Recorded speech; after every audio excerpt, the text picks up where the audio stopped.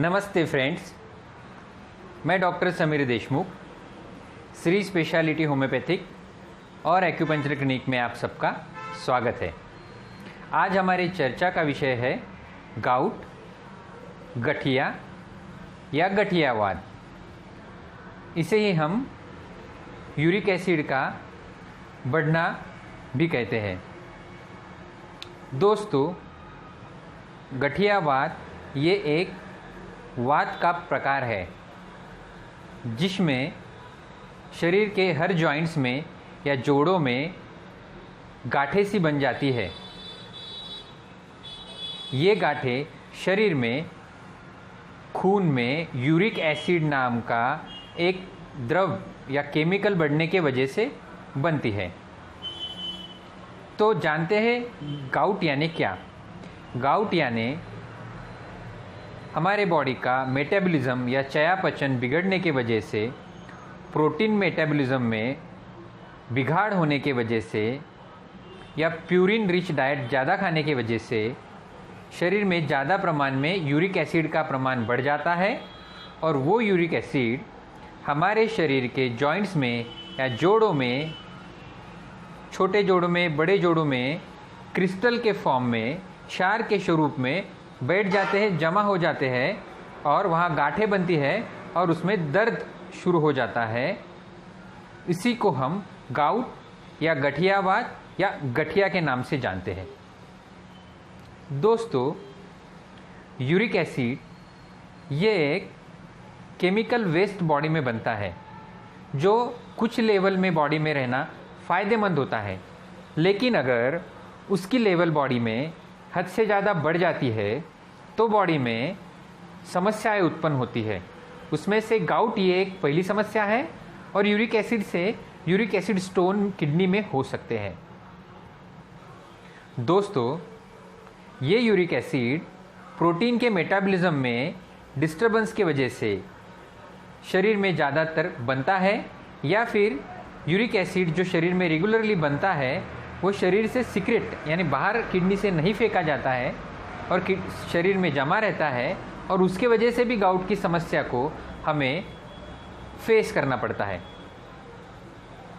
दोस्तों, अभी हम जानते हैं कि गाउट्स के कॉजेस या कारण क्या है। सबसे पहला कारण है हेरिडेटरी यानी जेनेटिक्स या फिर वंश परंपरा से। अगर हमारे माता पिता, दादा दादी, नाना नानी को किसी को अगर गठियावाद की समस्या है तो हमें भी गठियावाद के समस्या से जूझना पड़ सकता है। दूसरा एक कारण है वो है हाई प्रोटीन डाइट या फिर हाई प्यूरिन डाइट इनटेक। दोस्तों, गाउट ये समस्या स्त्रियों के मुकाबले, फीमेल्स के मुकाबले मेल्स में ज़्यादा देखी जाती है और ज़्यादातर के 42, 40, 45 साल के बाद ज़्यादा देखी जाती है। कम एज ग्रुप में भी ये समस्या हो सकती है। और एक कारण है वो है ओबेसिटी, स्थूलपना, या फिर व्यसन्स, एडिक्शंस, अल्कोहल एडिक्शन की वजह से भी गाउट की समस्या को हमें फेस करना पड़ सकता है। अभी हम जानते हैं कि गाउट्स के लक्षण क्या है। तो गाउट का सबसे पहला लक्षण जो है वो है जोड़ों में तीव्र स्वरूप का दर्द उठना, और ये दर्द अचानक से शुरू होता है। ज़्यादातर लोगों में ये दर्द पैर के बड़े उंगली में, बिग टो में देखा जाता है और वहाँ से ये दर्द ऊपर की ओर सरकता है। बिग टो, एंकल, नी, देन रिस्ट, एल्बो, छोटी उंगलियाँ, फिंगर्स, इसमें देखा जाता है। इसमें दर्द के साथ जॉइंट्स पे स्वेलिंग आ जाती है, जॉइंट्स में टेंडरनेस रहता है, जॉइंट में स्टिफनेस यानी जकड़न पैदा होती है। पेशेंट को जॉइंट्स में जलन, हीट फ्लशेस भी महसूस हो सकती है। उसी पेशेंट को फ्यूरिश फीलिंग, बुखार आने जैसा भी लग सकता है, भूख कम हो सकती है, थकावट महसूस होती है। इस प्रकार की समस्या को पेशेंट को फेस करना पड़ता है। अभी हम जानेंगे कि गाउट का डायग्नोसिस किस प्रकार होता है। दोस्तों, जनरली गाउट का डायग्नोसिस डॉक्टर्स क्लिनिकल सिम्टम्स और पेशेंट को देख के ही कर देते हैं। लेकिन इसके लिए कुछ लेबोरेटरी टेस्ट भी करना ज़रूरी होता है, जिसमें सबसे पहली टेस्ट है यूरिक एसिड टेस्ट, दूसरी टेस्ट है आरए फैक्टर, तीसरी टेस्ट है ईएसआर, और कभी यूरिन टेस्ट भी करने की ज़रूरत पड़ सकती है दोस्तों। बहुत से बार सीरम कैल्शियम लेवल भी चेक करना ज़रूरी होता है दोस्तों। अभी हम जानेंगे गाउट के ट्रीटमेंट के बारे में। दोस्तों, जितना गाउट की ट्रीटमेंट करना ज़रूरी है, उतना ही कुछ प्रिकॉशंस गठियावात के रोगियों को लेना बहुत ज़रूरी होता है। उसमें सबसे पहला प्रिकॉशन डाइट का होता है। हाँ दोस्तों, कोई भी वात की समस्या डाइट करने से बहुत हद तक कंट्रोल हो सकती है। इसमें गठियावात के लिए सबसे पहले तो हाई रिच प्रोटीन डाइट हमें कम करना होगा। उसमें सबसे पहले हाई प्रोटीन डाइट यानी नॉन वेजिटेरियन डाइट, मीट, ज़्यादातर के रेड मीट हमें बंद करना होगा, सी फूड्स बंद करने होंगे, उसी के साथ साथ बेकरी प्रोडक्ट्स भी बंद करने होंगे। साथ ही साथ कुछ वेज फूड में मटर, पालक, मशरूम, कॉलीफ्लावर, मसूर की दाल, ये भी कम करना हमें ज़रूरी होता है। और साथ ही साथ अल्कोहल का कंजम्पशन बिल्कुल ही बंद करना एकदम ही ज़रूरी है दोस्तों। और एक्सेसिव कार्बोहाइड्रेट डाइट भी कम करना बहुत ज़रूरी है। जो फलों में और सब्जियों में विटामिन सी का प्रमाण ज़्यादा होता है, उनका सेवन ज़्यादा करना बहुत ज़रूरी होता है।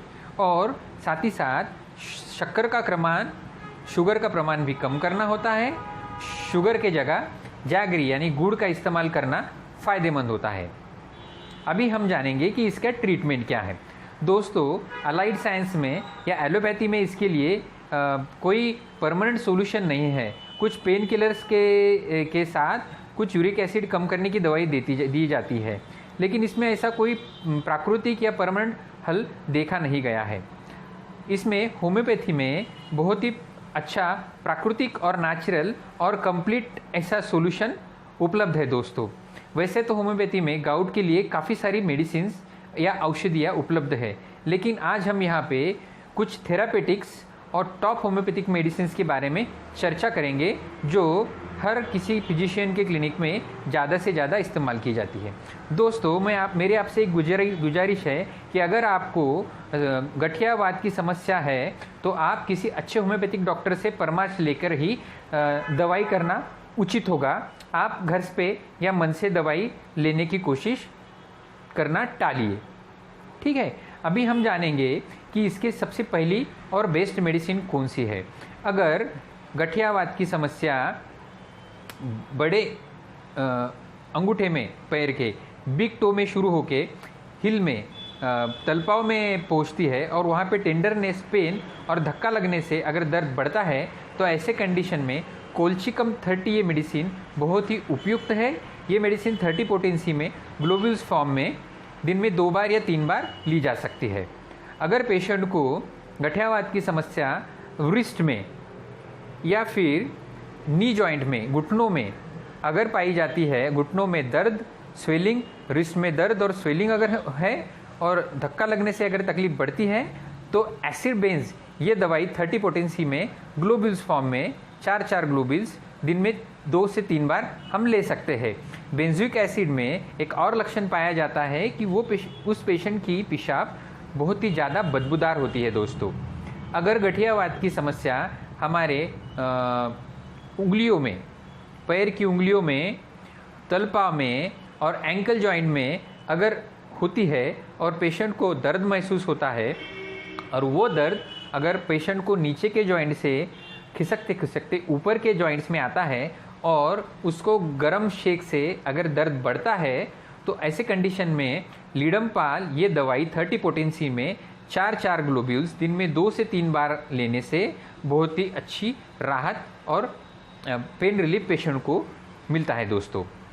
अगर पेशेंट को ब्लड में यूरिक एसिड बहुत ही ज़्यादा प्रमाण में बढ़ा है, तो हम एक बहुत ही कारगर ऐसा मदर टिंचर जो हर एक यूरिक एसिड पेशेंट को हम देना उचित समझते, वो है अर्टिकारिया यूरेंस।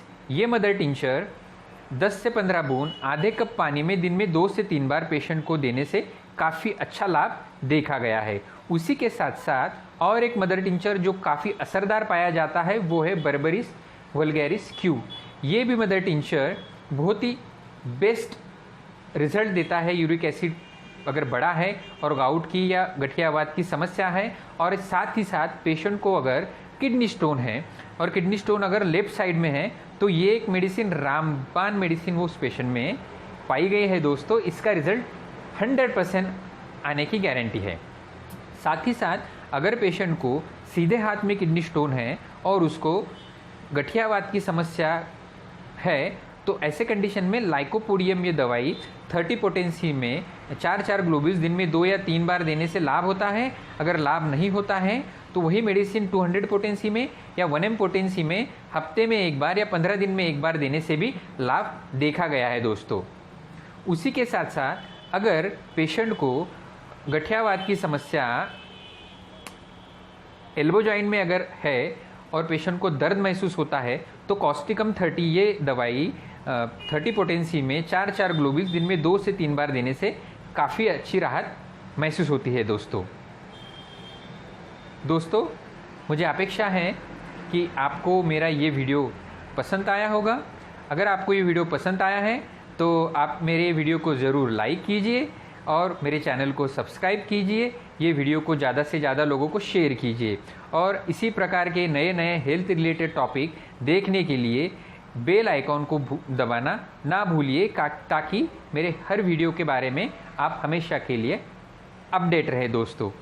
और अगर आपको गठियावात या किसी भी समस्या के लिए होम्योपैथिक ट्रीटमेंट अगर चाहिए तो हमारे वीडियो में दिए गए या डिस्क्रिप्शन में दिए गए व्हाट्सएप नंबर पर ज़रूर संपर्क कीजिए दोस्तों। Thank you very much. स्वस्थ रहिए, मस्त रहिए।